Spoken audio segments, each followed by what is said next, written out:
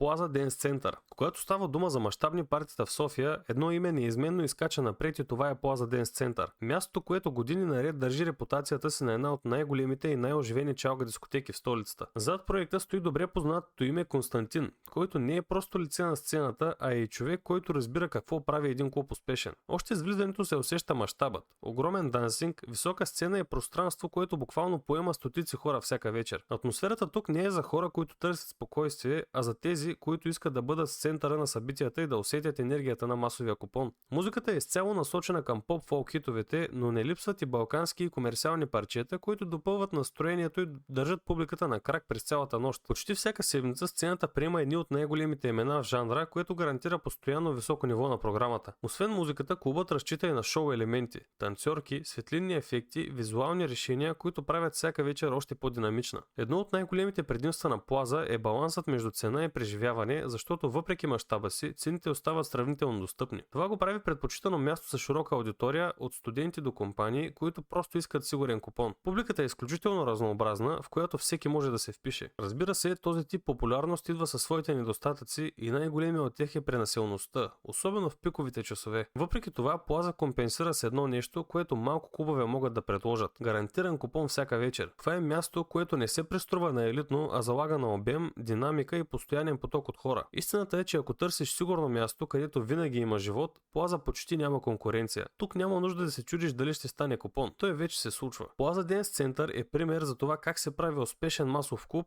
който оцелява във времето и продължава да привлича хиляди хора всеки месец. Клуб 33. Клуб 33 е мястото, което олицетворява истинския студентски купон без филтър. Дискотеката, която всяка вечер се превръща в епицентър на шум, енергия и тотална масовка в студентски град. Зад клуба стои Иван Василев. Име, което добре разбира как се прави място за масов купон, а не за показност и излишен лукс. Още с влизането става ясно, че тук няма претенции за хай-клас атмосфера, а всичко е насочено към това да се създаде максимално динамична и разчупена среда. Пространството е голямо, разпределено на няколко нива, което позволява на огромен брой хора да се съберат на едно място и да създават усещане за постоянен хаос. Точно този хаос обаче е причината клуба да бъде толкова популярен сред студентите и младите компании. Музиката е комбинация от поп-фолк, R&B и комерциални хитове, което гарантира, че всеки ще чуе нещо познато и ще се включи в купона. Често има участие на изпълнители, но тук акцента не е толкова върху сцената, колкото върху самата публика. Атмосферата е такава, че няма нужда от специален повод. Просто влизаш и след няколко минути вече си част от общото настроение. Цените са едно от най-големите предимства на Клуб 33, защото са значително по-достъпни от тези в по-луксозните клубове и това го прави идеален за чести излизания. Публиката е основно съставена от студенти, млади хора и компании, които идват да се забавляват без излишни претенции. Това означава, че тук няма строг подбор на входа и почти всеки може да влезе и да се включи в партито. Разбира се, това води и до своите минуси.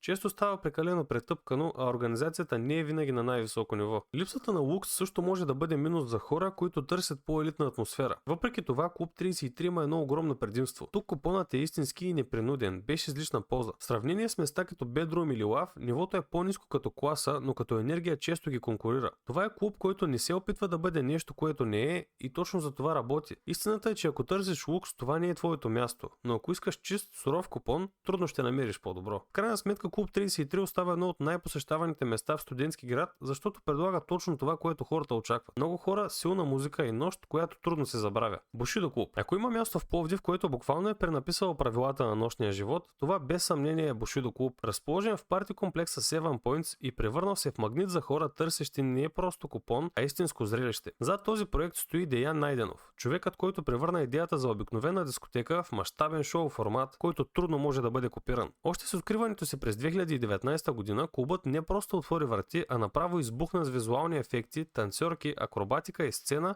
която привлича повече на концертна арена, отколкото на стандартна дискотека. Интериорът е направен така, че да те удари още с влизането. Силни светлини, LED екрани, дим, лазери и атмосфера, която те кара да се чувстваш като част от музикално видео. Всяка вечер там не е просто излизане, а спектакъл, в който гостите са част от самото шоу и това е една от причините мястото да е постоянно пълно до крайен предел. На сцената почти всяка седмица се качват топ имена от поп-фолка като Преслава, Анелия, Емануела и Софи Маринова, което гарантира, че нивото никога не пада. Освен музикалната част, Бушидо разчита и на силен визуален елемент. Балетът на клуба е сред най-разпознаваемите в страната и допринася за цялостното усещане за лукс и динамика. Интересното е, че клубът не се ограничава само до вътрешното пространство, а разполага и с открита градина, където се правят тематични партита, които допълнително разнообразяват програмата. Това го прави различен от стандартните чалга места, защото предлага нещо повече от музика. Предлага преживяване. Разбира се, тази класа си има и цена. Бушидо не е място за ефтин купон, а за хора, които искат да покажат статус и стил. Публиката е типична за този тип клуб. Напомпани момчета, поддържани момичета и хора, които не се притесняват да харчат сериозни суми за бутилки и сипарета. Това създава и леко на показ усещане, което не всеки харесва, но реално е част от чара на мястото. Един от минусите е, че често става прекалено претъпкано и дори движението вътре става трудно, особено около пиковите часове. Въпреки това, когато говорим за енергия и купон, Бушидо почти няма конкуренция в Пловдив. В сравнение с други клубове в града, той стои твърдо на върха или най-малкото в топ 2, като предлага ниво, което рядко се среща извън София. Истината е, че тук хората не идват просто за да пият и танцуват, а да бъдат видени, да усетят атмосферата и да бъдат част от нещо голямо. Това е място, което или ще обикнеш веднага, или ще ти дойде твърде натоварващо, но няма как да останеш безразличен. В крайна сметка Бушидо не е просто клуб, а цялостна концепция за нощен живот, която ясно показва как трябва да изглежда модерната чалга сцена в България. Bedroom Premium Club. София има много клубове, но когато стане дума за абсолютния връх на чалга нощния живот, едно място изплува над всички останали и това е Bedroom Premium Club. Символът на лукса, статусът и елитния купон в България. Зад този проект стои Веселин Борисов, който превръща клуба в място, където всичко е изпипано до последния детайл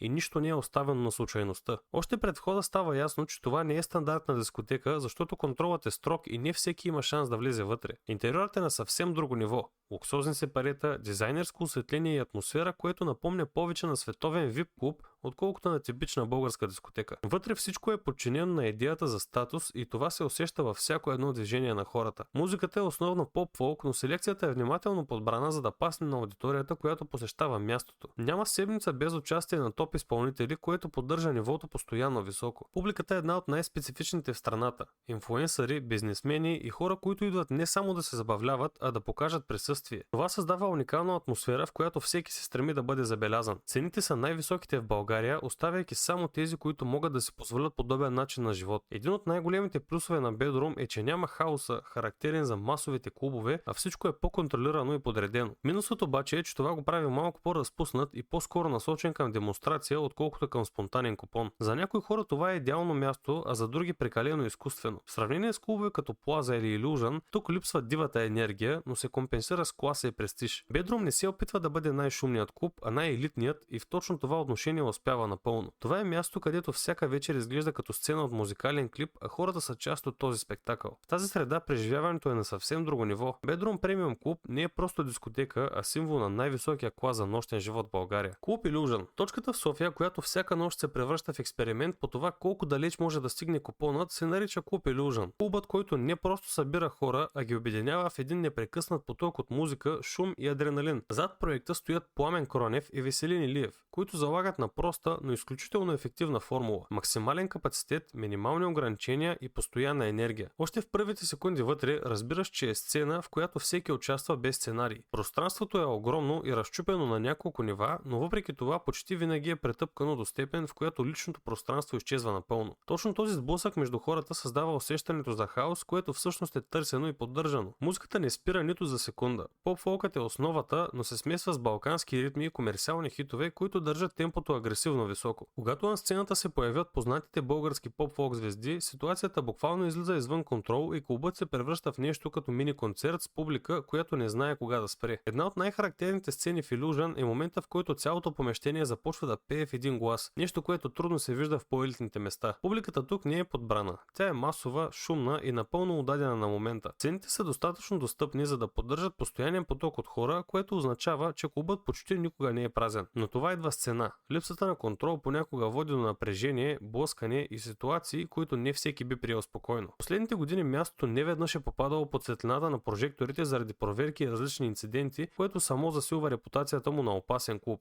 И въпреки това хората продължават да се връщат, защото Illusion предлага нещо, което другите не могат. Пълна загуба на контрол и реалност. Това е клуб, в който вечерта рядко протича по план и затова е толкова привлекателен. Ако влезеш с очакването за спокойствие, ще останеш шокиран, но ако търсиш интензивно преживяване, ще го получиш пълна доза. Това е място, което не се описва лесно. Трябва да го преживееш, за да разбереш защо хората или го обожават, или никога повече няма да се върнат. Eleven Club. Докато повечето клубове в София се борят кой ще направи по-шумен и по-див купон, Eleven Club тръгва в напълно различна посока и точно това го прави толкова интересен за наблюдение. Зад проекта стои Митко Пайнера. Име, което години наред е свързвано с поп-фолк индустрията, но тук стратегията е доста хитра и по-модерна. Вместо да се хвърли изцяло в чалгата, клубът започва да смесва стилове и да привлича публика, която не иска типичното мазало, а нещо по-изчистено и контролирано. Интериорът веднага показва тази идея.